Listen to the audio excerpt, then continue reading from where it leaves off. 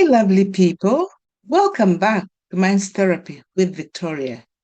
Today we are blending faith, psychology, and practical tools to help you navigate life's real challenges. We are talking about an emotion we all feel, but not everyone wants to admit, and that is anger.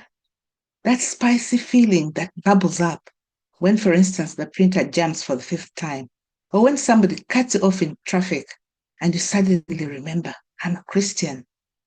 We are going to talk about what anger really is, how to manage it in order not to hurt yourself and other people, and how neurolinguistic programming and hypnotherapy can help you stay steady and calm. Ready? Let's dive in. So, what is anger really? Anger often gets a bad name, but at its core, it's just a signal. It tells you something's not right here. Psychologists call anger a secondary emotion. Usually, it's covering up hurt, fear, or frustration underneath.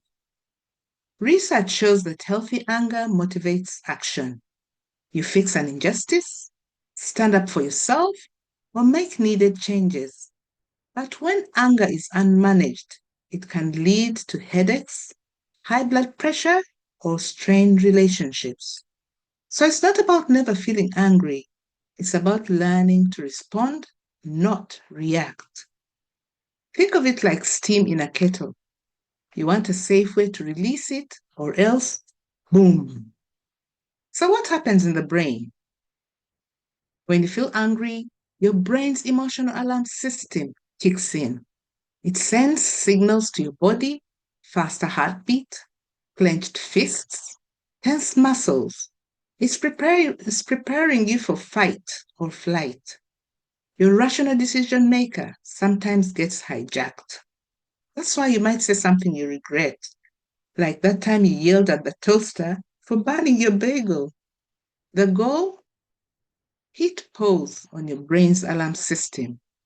Let your thinking brain take charge again and choose how you want to react. So, how do we cool the kettle before it blows? Here are 5 practical steps you can try today. First, notice the signal early. Before you shout, slam a door, or write that spicy text, check in. Is your jaw tight? Shoulders tense? These are early red flags. Secondly, breathe slowly. Taking slow, deep breaths helps calm you down and slow your heartbeat. Research shows 4 counts in, 6 counts out is ideal. Third, take time out. Yep, adults need time out too. Step away for a few minutes. Jesus often withdrew to quiet places. You can too. You can also express yourself, don't suppress. Suppressed anger leaks out later, usually at the wrong person. Instead, use I statements. I feel frustrated when, whatever that happens, rather than you always. 5. Move your body. Moving your body helps release built up anger. Walk it off. Punch a pillow. Dance it out. Just maybe don't punch the pillow while dancing. Health and safety and all that matter. Now, how can NLP help with anger?